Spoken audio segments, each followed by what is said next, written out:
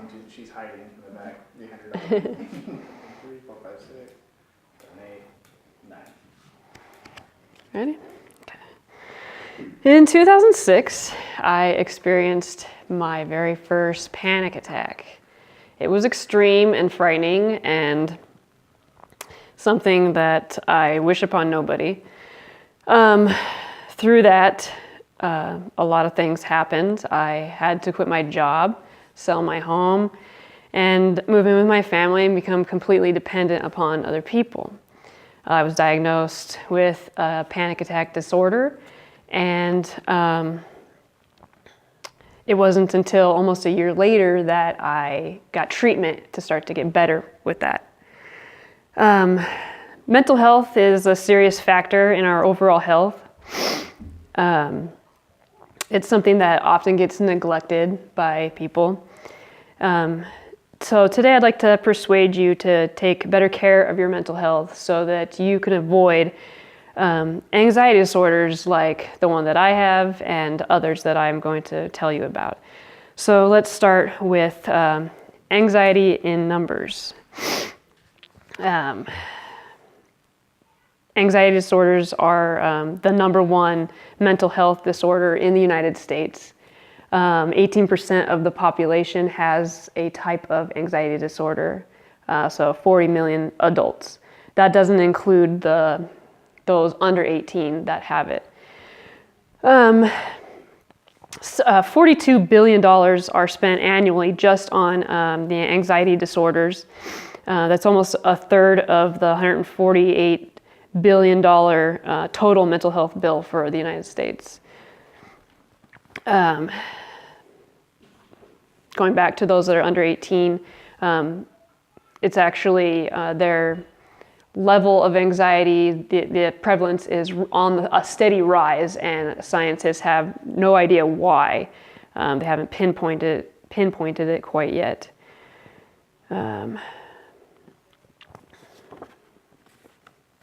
So now let's talk about the different types of disorders that anxiety encompasses. So anxiety disorders, it's kind of a spectrum of different disorders. So first there's generalized anxiety. People who are like your worrywarts that worry all the time about excessively worrying about where my kids are, what they're doing, my job, they go to bed worrying, they're always worrying. This is something that has to happen for 6 months or more in order for it to be categorized as a generalized anxiety disorder. 3% of our population has it, but only 43% seek treatment. Often it's more often in women than in men. And some believe it's because men are less likely to go seek treatment for it. So they think that there's probably more out there than the 6.8 million. Some of the symptoms, as you can tell, are not very enjoyable. Muscle tension, restlessness, sweating, dizziness, irregular heartbeat, to name a few. You can see the others up there. Another one is social anxiety disorder. So it's an intense fear of performance situations or a social event like going to a party or whatnot. People who have this, they tend to avoid going to, say, the parties or wherever the social eye is.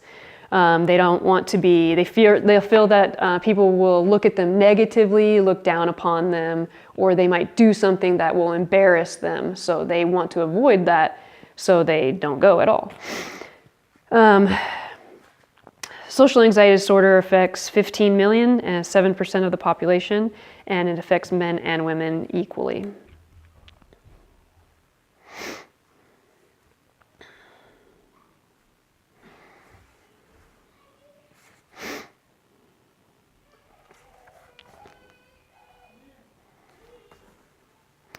According to 2018 book, Psychology in Everyday Life,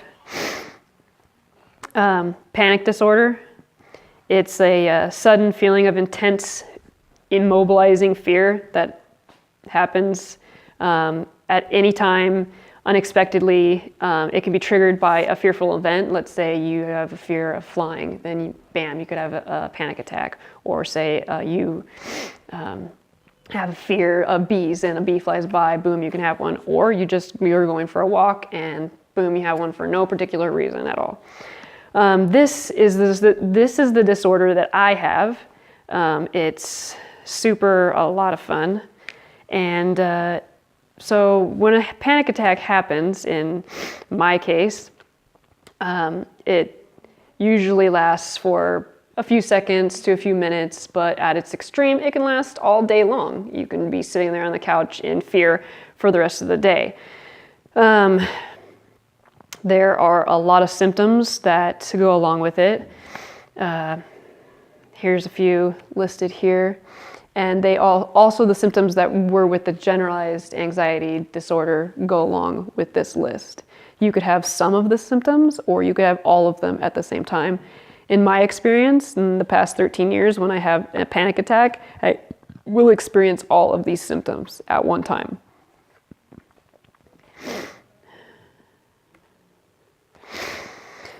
Treatment options. Some of the treatment options, according to a 2012 film on anxiety disorders and their treatment by Cinema House Films. Some of them are antidepressants, benzodiazepines, or psychotherapy such as CBT. So antidepressants, that's going to be your first line of treatment.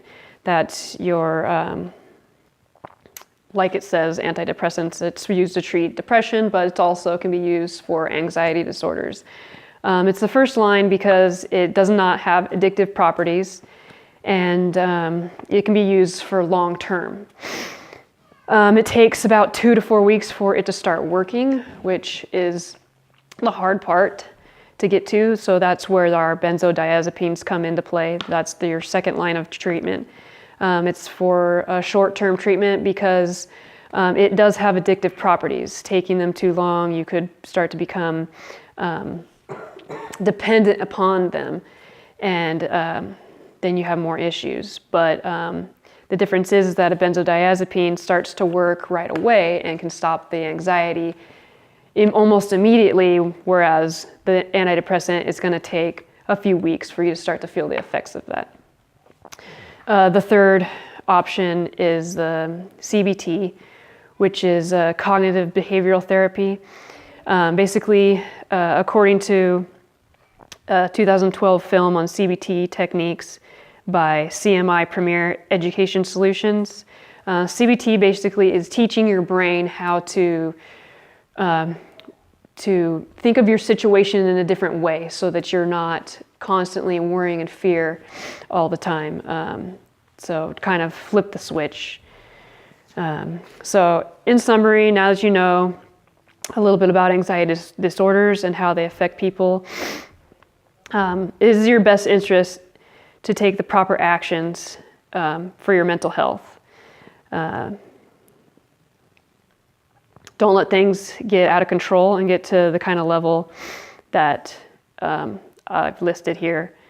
And you should take some time to relax, go on vacation, visit with friends and loved ones that help you to be able to be yourself, and perhaps start a hobby or an exercise routine. Don't let yourself be blindsided by something like this. Take action before anxiety gets to this kind of level. Or if it already has, please seek help and don't suffer in silence. You will be happy you got the help that you did. The end. I went a lot over, huh?